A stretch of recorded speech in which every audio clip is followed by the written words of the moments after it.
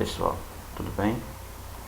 Hoje iremos tratar de mais um assunto na disciplina Princípios da Nutrição e Conservação de Produtos Agroindustriais, do curso técnico em Agroindústria, primeiro ano. O tema da nossa aula de hoje é nutrientes nos alimentos. São substâncias importantíssimas que encontramos nos alimentos e iremos tratar sobre as funções de cada um desses nutrientes e onde, em que tipo de alimentos podemos encontrar cada um deles. Antes de falarmos propriamente dito sobre os nutrientes, eu pergunto, para que serve o alimento, ou os alimentos? Além da função, é claro, principal de preservação da nossa saúde, os alimentos eles têm como função básica saciar a fome, serve como combustível para a nossa sobrevivência, ou seja, sem alimentos nós não conseguimos sobreviver e nem realizar as nossas atividades diárias. Podem também ser utilizados para demonstrar afeto, carinho e aceitação, por exemplo, oferecer um alimento de presente, como chocolate, doces, também oferecer almoço, jantar, para as pessoas, numa demonstração de afeto. Então os alimentos também têm essa função. E é claro que para o principal de tudo é buscar sempre uma alimentação saudável, que é, além dessas funções que foram colocadas, que esses alimentos também, e principalmente, melhorem a nossa saúde, nosso bem-estar e realmente possa contribuir para o nosso dia a dia ser mais de melhor qualidade, E os alimentos, essas funções, devido à presença de substâncias químicas, de componentes químicos, que nós não conseguimos ver a olho nu, estão dentro dos alimentos, fazem parte da sua composição química, que são os chamados nutrientes. E o que são esses nutrientes? São substâncias, como eu falei, que compõem os alimentos e são importantíssimos aí para manter a nossa saúde e executar nossas atividades diárias. Então, por isso que é importante uma alimentação saudável, uma alimentação equilibrada, para tentar o consumo de boa parte aí dos nutrientes que existem na natureza. E segundo as funções, depende de cada nutriente que vai ser encontrado em cada alimento, mas basicamente as funções dos nutrientes são essas que vocês estão vendo: fornecer energia para trabalhar e executar demais atividades, crescimento, cicatrização de feridas, substituição de células envelhecidas e outras funções mais, aqui no geral, para vocês terem noção da importância dessas substâncias presentes nos alimentos. E vai depender, como eu falei, do tipo de nutriente e do tipo de alimento que cada um consome diariamente. Podemos destacar a presença nos alimentos de 7 nutrientes principais: as proteínas, os carboidratos, as gorduras, a água, vitaminas, minerais e fibras. E aí nós vamos ver cada um desses nutrientes, as suas funções básicas no nosso organismo e em que alimentos podemos encontrar cada um desses nutrientes e tentar no nosso dia a dia buscar essa alimentação equilibrada, tão conhecida, que reúne no nosso dia a dia a presença desses nutrientes. Então, de antemão, é interessante que se consuma uma grande variedade de produtos alimentícios para conseguir atingir aí, o consumo de todos esses nutrientes diariamente. É difícil, mas não é impossível. Então vamos começar falando sobre as proteínas. são substâncias químicas formadas aí por moléculas, né, por elementos químicos carbono, hidrogênio, oxigênio, nitrogênio. E as proteínas, elas são formadas por pequenas partículas conhecidas como aminoácidos. Então, as proteínas são formadas de aminoácidos. E aí, esses aminoácidos, nós podemos destacar aqui os principais deles em relação a proteínas que formam, aliás, em aminoácidos que formam as proteínas, existe 20 tipos. E aí como funciona? Se eu juntar um aminoácido mais outro aminoácido através de ligações peptídicas, eu formo uma proteína. Então, se eu pegar 2 ou mais aminoácidos, juntar eles através de ligações peptídicas, eu formo uma proteína, certo? E podemos destacar aqui alguns exemplos de proteínas, né, mais conhecidas que fazem parte da nossa alimentação, né, ou que deveriam fazer. A lactase, que é uma enzima, né, responsável aí pela degradação do açúcar do leite, que é a lactose, né? E existe uma frase que diz que toda enzima, como por exemplo que a lactase, é uma proteína, mas nem toda proteína é uma enzima. A albumina, que é uma proteína encontrada aí na clara de ovo, né, bem famosa também, tanto a albumina quanto o whey protein, que no seu caso já é encontrado no leite, né, no soro do leite, são duas proteínas bastante utilizadas aí por praticantes de atividade física, né, então são bem famosos aí na área da musculação. Temos a proteína glúten, que também é bem famosa, principalmente pelas pessoas que têm intolerância, né, não podem consumir essa proteína, e aí a indústria já produz aí diversos alimentos sem a presença dessa proteína, né? Justamente para esse público-alvo aí, que não podem consumir. Então esse glúten, né, essa proteína glúten, é encontrada principalmente em produtos do trigo, né, a base de trigo, de farinha de trigo. Temos a hemoglobina, que a proteína é abundante no sangue.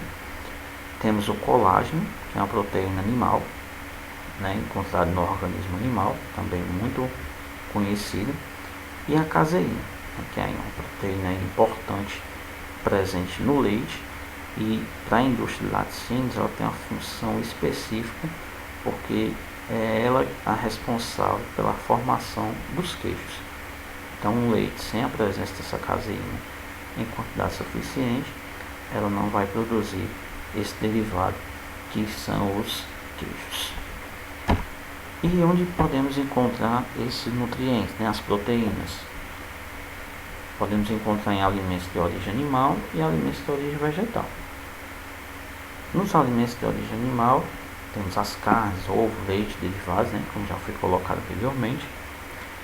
Já os alimentos de origem vegetal, podemos encontrar também as proteínas, como por exemplo no feijão, lentilha, ervilha de soja, onde esses produtos de origem vegetal são uma ótima alternativa para a substituição dos produtos de origem animal. Então, além de serem mais saudáveis, eles também são fontes riquíssimas em proteínas. Então, é uma ótima alternativa para substituir, né? O pessoal que tem dieta vegetariana, então pode substituir sem problema, que as proteínas vão exercer a mesma função. E que função são essas? A principal função das proteínas é a construção muscular, assim como também dos ossos, pele, células do sangue, cicatrização de ferimentos, renovação das células envelhecidas. Podem funcionar como anticorpos, né? São substâncias aí que evitam a entrada de outras substâncias estranhas no nosso corpo, e funcionam também como hormônios, né? Por exemplo, hormônio de crescimento muscular, crescimento ósseo, enfim. Também tem essas funções importantes aí, as proteínas, mas a principal delas é a função construtora.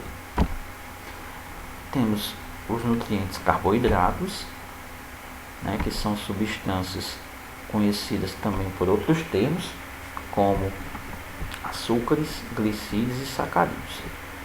Em se tratando de sacarídeos, os carboidratos podem ser classificados em 3 tipos: os monossacarídeos,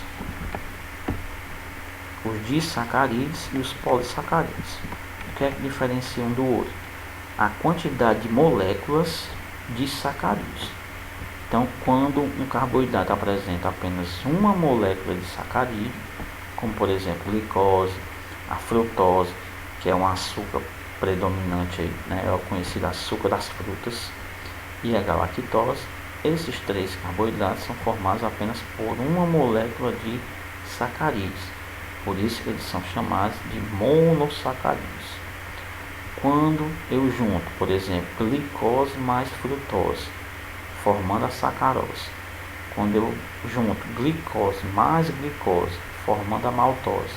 E quando eu junto glicose mais galactose, formando a lactose, eu digo que esses carboidratos são chamados de disacarídeos, ou seja, são formados pela junção de 2 moléculas de sacarídeos, né, de açúcar. E quando esses carboidratos são formados por 3 ou mais moléculas de sacarídeos, eles são chamados de polissacarídeos. No caso aqui dos disacarídeos, só voltando aqui, por exemplo, essa sacarose é o açúcar comum, né? É o açúcar que nós consumimos diariamente, o açúcar branco.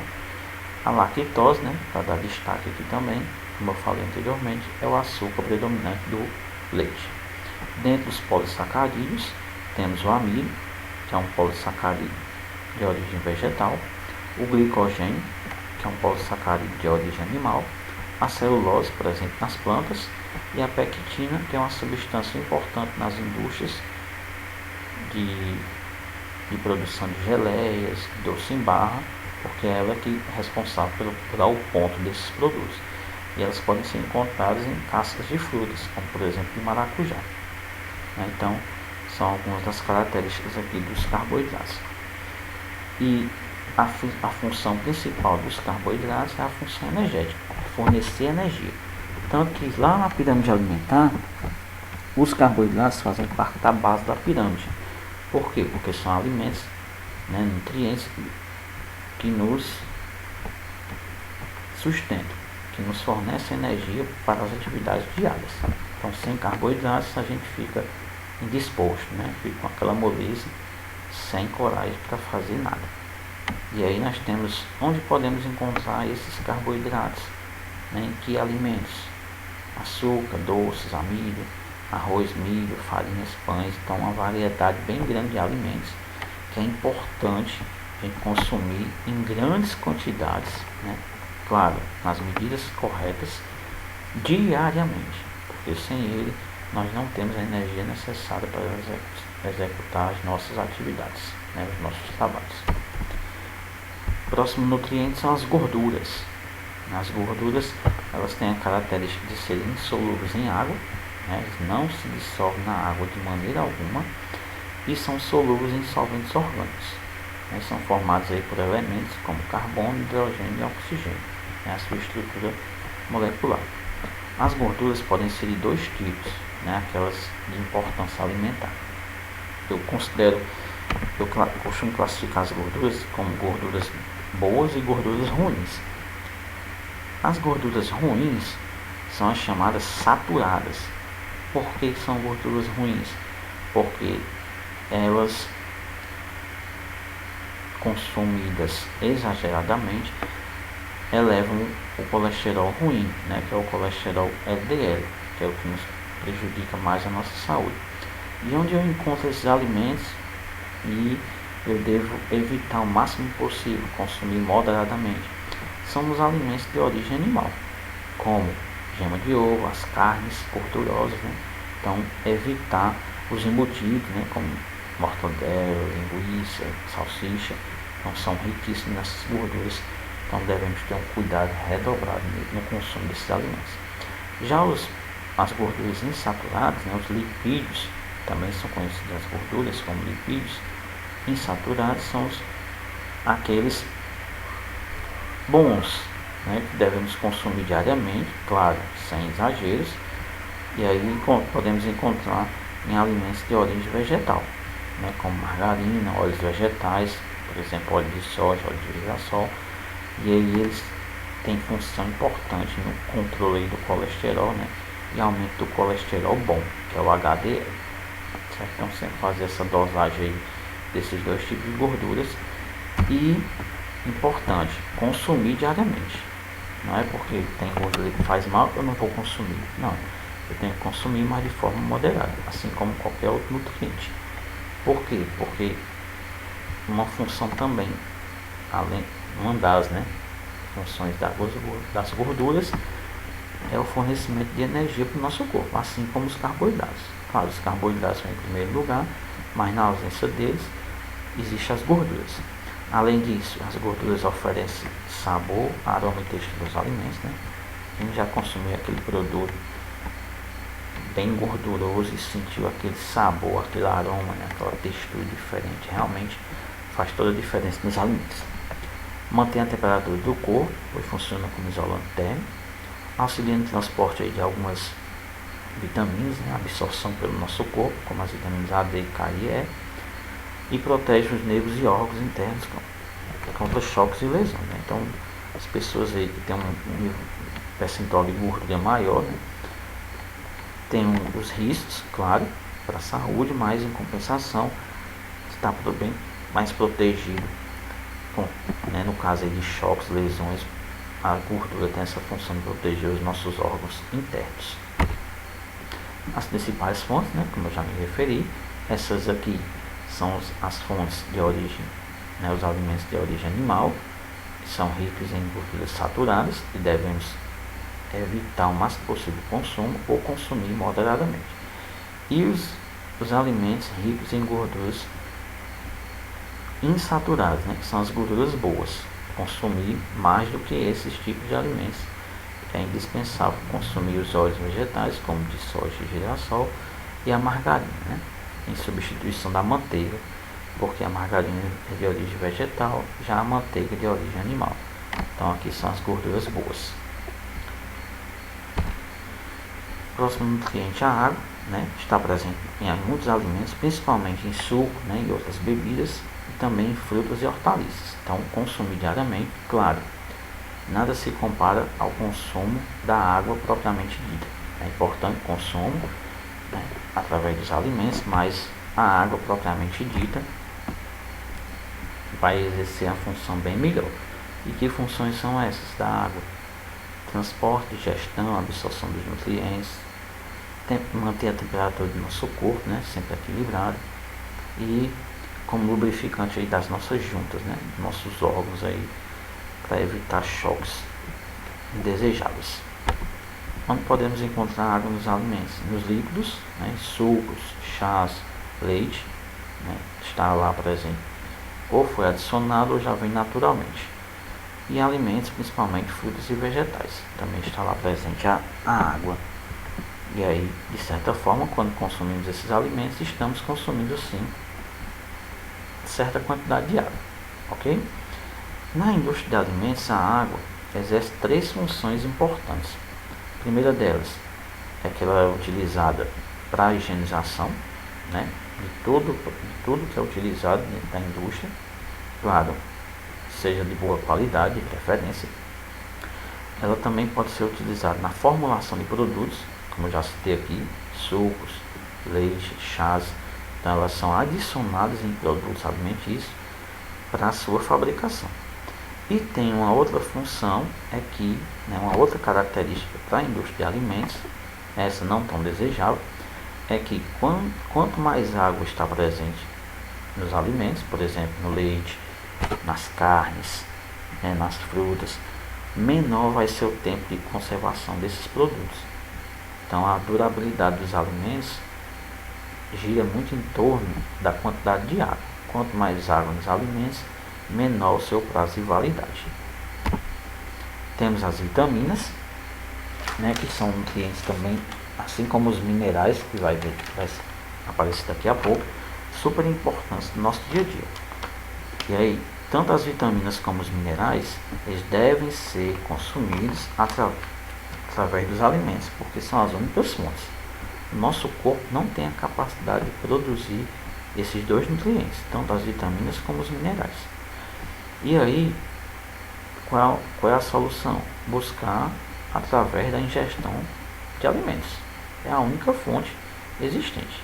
Então não tem para onde correr, né, como diz a história. E aí, assim como os outros nutrientes, a falta dessas vitaminas, né, e determinadas vitaminas, podem acarretar doenças. Por exemplo, eu coloquei aqui 4 tipos de doenças que são provocadas pela ausência do consumo de vitaminas. Como, por exemplo, a xeroftalmia, que é uma doença que provoca, né, deixa o olho seco, caracterizado pela não produção de lágrimas. E ela é provocada principalmente pela ausência do consumo de vitamina A. O beriberi é uma doença caracterizada, né, inclusive pode até levar à morte do indivíduo, né, da pessoa. E ela, nessa doença, ela também provoca distúrbios motores, né, evitando aí a locomoção, né, prejudicando a locomoção das pessoas. E ela é provocada pela ausência do consumo de vitamina B1. O escorbuto é um outro tipo de doença provocada pela ausência do consumo de vitamina C. E ela pode causar, né, caracterizada pela presença de hemorragias nas gengivas. Já o raquitismo, né, que é bem mais conhecido que essas outras, está ligada à questão de problemas ósseos, né, deficiência, enfraquecimento dos ossos. E aí ela é provocada pela ausência do consumo de vitamina D.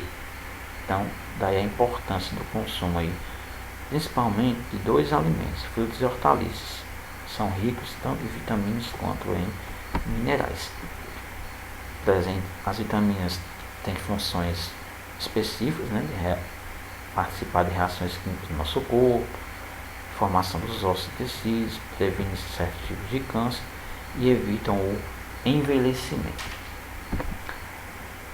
As vitaminas podem ser classificadas em 2 tipos: hidrossolúveis. Esse termo hidro vem de água, então são solúveis em água, então são mais facilmente absorvidas pelo nosso organismo. E aí fazem parte dessa classificação as vitaminas do complexo B e a vitamina C.